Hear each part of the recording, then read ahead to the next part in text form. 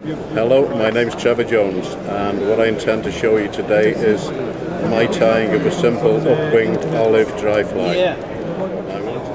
Now what I'm using is a very fine thread, yellow 30 denier nano silk, which can be quite a slippery thread, so it's something you need to actually get used to. Now the process of tying this fly is that we put the wing in first. So we built up a layer of thread,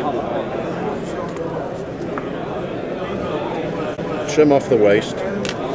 Now what we're going to do is select a nice partridge hackle. It doesn't have to be a partridge hackle, it can be a hackle of your choice, whether that's CDC, N, whatever. Now what I've done, I've selected a feather with fairly long barbs on it, or fibres, and I've turned it upside down, wrong way up.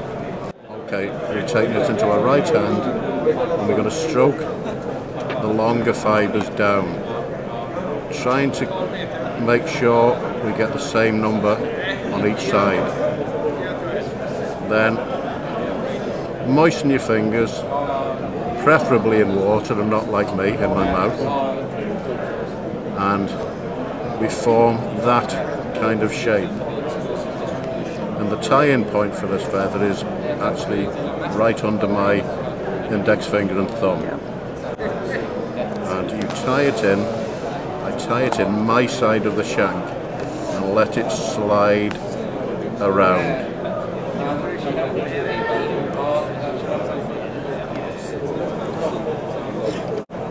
Trim off the waist. Now this is quite a delicate technique, and on occasion, particularly if you're using older or drier feathers, there is a tendency for this technique to actually let you down by the fibre that you will be using breaking. Now I've got to turn the vise away from myself, whichever you want to call it, the first or last fibre. Ja, just det. Och så 100 B, 900 där, den är lite grövre. Och så är den svart. Den är så bra på Royal Wolf. Det ser ibland. Because you've got to hold on to that, exakt, men vissa and hold on to that one fibre. En ljus fluga passar inte så bra med en svart krok. Men det här är de två krokar jag använder mest. So it slips away from the stem. Det är i princip kulören. Ja, för dålig syn så ser man den där. You do the same thing on the other side. Det finns ju den här 103 BL, det är lite större krok och tunnare tråd. Sometimes it will break, Lite mjuk och sådär. but hopefully it won't now. So då är we've actually separated the two sides of the feather from the center stem. You don't need the center stem. RX5. And we just cut that out. R5. Ja, det är den här kroken.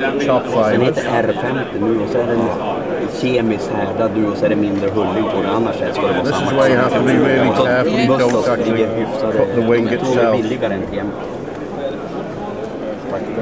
So return the vise back to our starting position. Take a base layer of thread down to a point roughly halfway between the point and the barb, and we're going to select the tail. Now I don't think trout can count, so I've never had a particular problem in putting more than the allocated 3 tail fibres. Yes, if you're tying for a competition you probably need to think about that, but in practice I've found that it really doesn't make a great deal of difference to the way the fly fishes. Now for this one we're going to use a fur body, a very light grey is ideal. We don't want to overdo it with the dubbing, but we want to form a nice tapered body. We need to select a nice saddle hackle, which in this case happens to be dyed fluorescent green grizzle. So what I have done, I've stripped the waste off ready, and I'm going to tie that in just behind the wing. I'm going to spin the thread, and that helps secure the hackle. As you will notice, I've left quite a long stalk on the hackle, because what I intend to do is lift the wing and take a turn in front of the wing now, and I find that secures that stem and hackle quite well. Well, depending on where you're using it, how heavily or lightly you want it hackled, and certainly in the heavy water you would perhaps want to put more turns of hackle than maybe I will do on this one. I've taken 2 turns behind the wing, and I'm going to put 1 turn in front.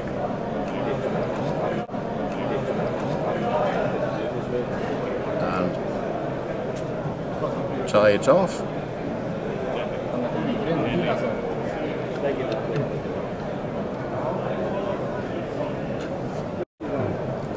And this is one of the advantages of using such a fine thread, is that you can actually put a few more turns if necessary than you would be able to with some of the less fine threads. Okay.